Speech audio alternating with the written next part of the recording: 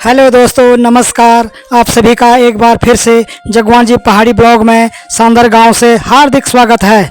दोस्तों, जैसा कि आपको मालूम ही है कि 23 दिसंबर 2025 को सांदर गांव में रात्रि विश्राम के बाद अगली सुबह 24 दिसंबर 2025 को गंगरोल देवता की पावन स्नान यात्रा अपने अगले चरण की ओर अग्रसर होती है। प्रातःकाल सांदर गांव के देवता के चौक में विधि विधान से पूजा अर्चना की जाती है। ढोल दमाओं की गूंज, देव निशान और भक्तों की जयकारों के साथ देवता को आगे की यात्रा के लिए सजाया जाता है। सभी भक्तों को चाय पानी और नाश्ते में सूखे मेवे और फल वितरित किए जाते हैं। उसके बाद विधि विधान से देवता की आरती होती है।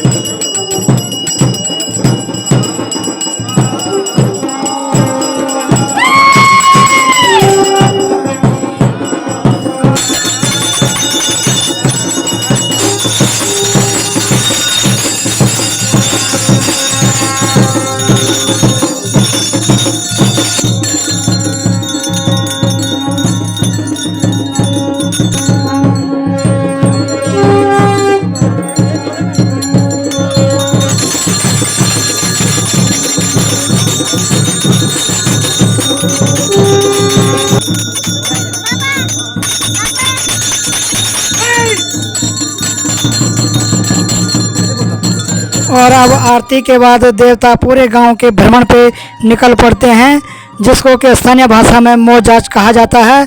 और पूरे गांव में मोजाज करने के बाद देवता नैल की ओर प्रस्थान करते हैं। नैल और भटवाड़ी सैण केदारनाथ हाईवे के ऊपर ही है और यहाँ भी जगवान लोग निवास करते हैं।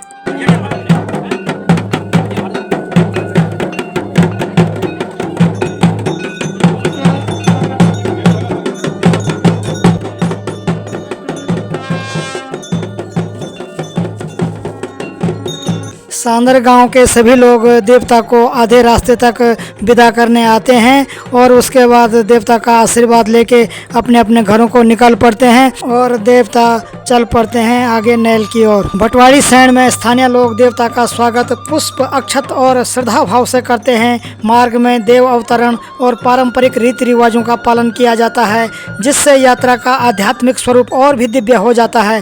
ढोल दमाऊं, देव नृत्य और लोक परंपराओं के साथ बुजुर्ग, युवा, महिलाएं और बच्चे सभी देवता के दर्शन हेतु उमड़ पड़ते हैं। यह क्षण गंगरोल देवता और जगवान समाज के गहरे संबंध को दर्शाता है।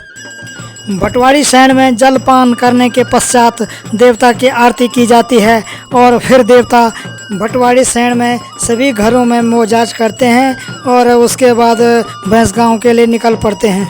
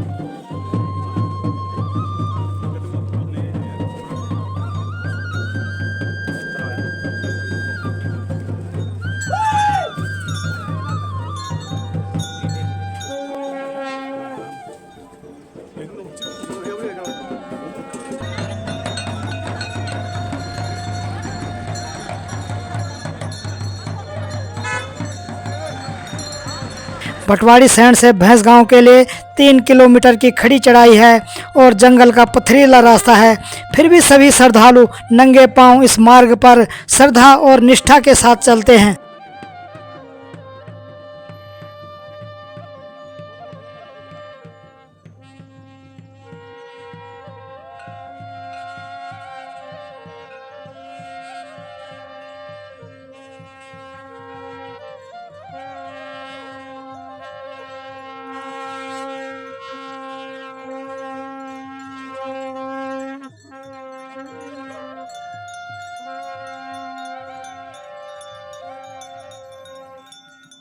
भैंसगांव पहुंचने से पहले आधे रास्ते में ही भैंसगांव के सभी लोग देवता के स्वागत के लिए आते हैं और गांव में देवता के चौक में पहुंचने पर गांव के लोगों द्वारा जितने भी श्रद्धालु देवता के साथ आए हैं उन सब के चरण धोए और देवता का आशीर्वाद प्राप्त किया।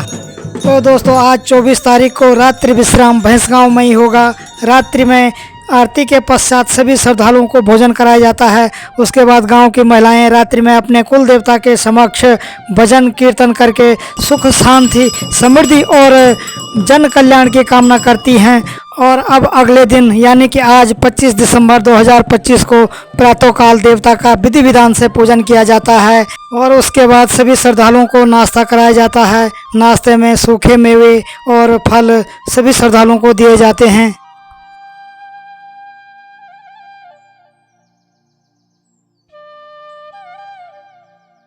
हवन पूजन के बाद ढोल दमाऊं की गूंज के साथ विधि विधान के साथ देवता की आरती की जाती है।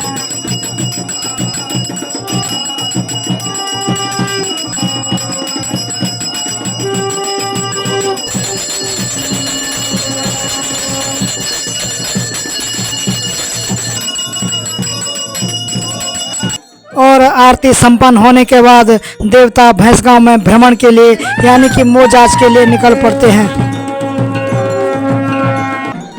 देवता के पूरे गांव में भ्रमण करने के बाद गांव के सभी लोग देवता को विदा करने आधे रास्ते तक आते हैं और देवता के जय घोष के साथ मंगल वादन करते हैं और रास्ते में महिलाएं देवता के भजन कीर्तन करके देवता के साथ चलती हैं।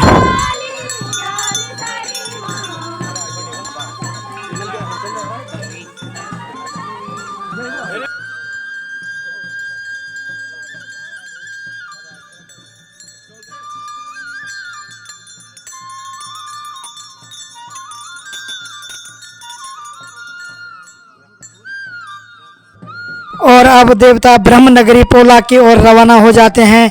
पोला गांव में ब्राह्मण लोग निवास करते हैं जो कि जगवान लोगों के कुल गुरु हैं। पोला नगरी को आध्यात्मिक दृष्टि से अत्यंत पवित्र माना जाता है।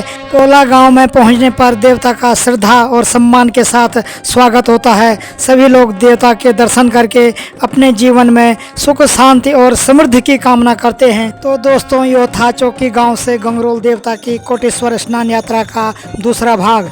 और अब इसके तीसरे भाग में आपको पोला से नरगिड़ा होकर चौकी गांव में समापन तक का पूरा विवरण दिखाया जाएगा जो कि बहुत जल्दी आप लोगों के बीच आने वाला है। आपसे अनुरोध है कि आप इसका तीसरा भाग भी जरूर देखें। धन्यवाद।